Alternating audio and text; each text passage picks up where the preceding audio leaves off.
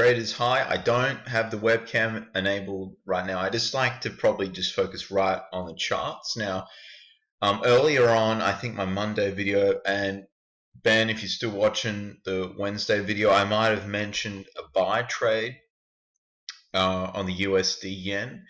Probably not. It's obviously fizzled out now, but I just want to point out I had it on the mobile at work, but now when I actually see it here, on the screen full size, and that's probably a good lesson as well, guys, to remember is that if you see a trade unfolding, for me, I rarely will take it on the phone because I don't have the full context really is established. What I mean is, I don't have the moving averages going on, because it would be too busy to have the Bollinger Bands and the this is a 55-day moving average and this is a 200-day moving average. So typically what I do like to see is, just to boost that probability, is this will be trading lower than this for a sell, and it's not. And now when I've got this up, it hasn't done enough either. So we've got expansion of the bands. This is just a 2 standard deviation band. This is a midline, which is also a 20-day moving average. So yeah, it's just not doing enough. I go to the daily, as you can see. It sort of wants to do something, but again, for me personally, no, it's a no trade. So I was getting all excited for nothing. Gosh darn it. I even emailed Connor Murphy a screenshot and everything of this. It's like, yeah, let's get into this. But that's idiotic. So that's the beauty of just reviewing things. What about Aussie dollar? All right. Oh, okay. Wow. What is going on here? Interesting. We'll close this out. That's doing that. This doesn't necessarily have to be sloping. I mean, this is quite, wow. I mean, it might be overextended a little bit. Alright, let's see how the support and resistance is looking.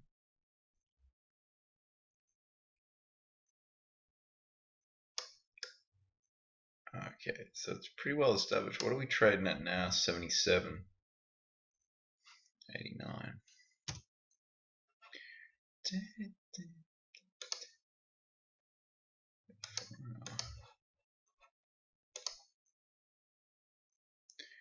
Alright, so it's a well-established resistance point. So what I'll say to this is, guys, how I would play this is, wait, so the checklist, I mean, let's get the checklist. I'm going to go through it. So I've got it right by me, little filing cabinet, jig-a-majig rig. Alright, so I've got space to the left, at least 10 candles on the daily chart. Okay, that's ultra conservative. It's not scoring a tick there, obviously, but on the 4-hour it is. And this is typically, when I made this list, and I just haven't altered it, I've actually just crossed out. It's the 4-hour chart. So we've got that. We've got space to the left. Not against support or resistance, so that's a big cross there. So that's, one cross, one tick. Let's just do this. I'm gonna go through the checklist just to help you guys understand, like, this is what trading's about. Alright, space to the left, yes. Alright.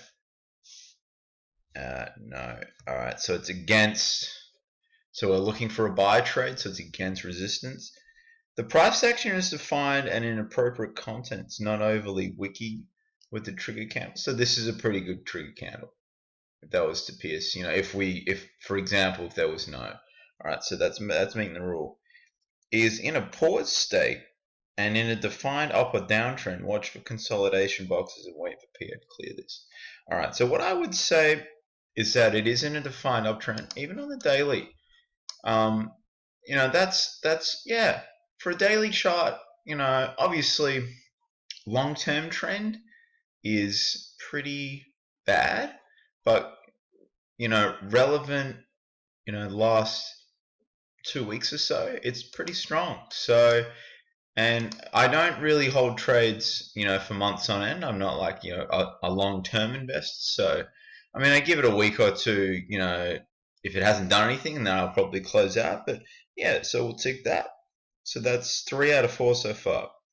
Alright, so this is probably not relevant, but I'll read it. If taking a reversal trade, you must be cautious to wait for a down move to establish and avoid being faked out where the trend continues. So that would apply to the USD yen. So that doesn't meet the rules. So it's not that's a potential fake out. Alright, so I'll bring that up. This is meant to be a quick video, but alright, we'll bring that up. So that's what I'm saying. You've got to wait for it to be pushed a little bit lower, or else you're going to get faked out, which is common. That's why retail traders, you know, like myself, lose out because they rush into trades. Aussie dollar. Okay. Alright, so far, so that's N8. Alright, so we're still 3 out of 4. Have a macro approach and zoom out significantly on the daily chart and weekly to ensure important support and resistance levels have been defined and that there's enough space. Alright, so this is a little different. This is to do with risk to reward. So what that might mean is, you know, we potentially have, that would be where the entry is. This is where the, pardon me, stop loss would be. So how many pips is that? Alright, so it's like 73 cents. Alright, so 737 pips. So you don't want, and then if the resistance was at 200, so you're risking 730 to potentially make 200. And for the Aussie especially, it respects, you know, zones. So that's okay. Well, that's also, it's not really meeting the rule there, but I have done that. Okay. Use appropriate lot sizes and ensure proper risk management size. So that's more, I'm going to tick that because obviously, you know, you've got to calculate and make sure you're not risking, you know, more than 2%, you know, per trade. Alright, so it's actually, so we've got 1, 2, 3, 4 out of 5. Yeah, but you've done the checklist, but then you've got to really go and say no. So a resistance level like that sort of supersedes everything else. So that's why I would say no trade on the Aussie dollar. Although I am sort of, I don't know what's driving this exactly, but yeah, I've sort of not really kept tabs on the Aussie dollar. I'm doing the Tim Sykes. I've called it the pre-market course. That's incorrect. It's the preparatory course, the prep course. So it's before the Millionaire Challenge. Okay, that was a little too expensive for me. This is a little, you know, I'm saving up for that. But yeah. So, and for people who are semi-interested in penny stocking and everything, it's just like this. It's a lot of hard work. So this has been 8 months. No, just over 8 months now. It's like 8 months, you know, 2 weeks. So it's nearly 9 months, really. Getting on a year of paper trading. I do have a live account as well. I need to sort out a live account with AxiTrader as well. Ben, if you're watching that, I have had a few other things to sort out. I finally got some money sorted via my second job. They finally paid me, so, but I've just got to have a backup because it's a self-employed role. I'm not working there anymore, but they owed me, so yeah, I mean, tax time, obviously, it's not pay as you go, so I'm going to have to pay some tax. So, which is good though, because I like paying tax. Everyone likes paying tax because that's just really good. But yeah, so guys, that's why this won't be a trade. It's got to clear that, come back down, and bounce. All right, so clear that, come back down, little retrace, and then bounce. All right, ultra aggressive, I would get in on the close of this candle, 10 pips above the high. Stop loss there. So this is I'll tell you what indicator this is as well. List of indicators. My eyes hurt.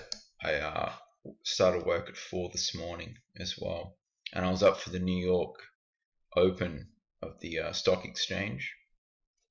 What do they call it? NASDAQ. They call it that. Sorry, I couldn't help with the accent. Not the big clock spread. Yeah, the big clock spread. That's what it's called. Anyway, so no trade, and thanks for watching, guys. I'll upload this straight away. Bye. Sorry for the rant as well.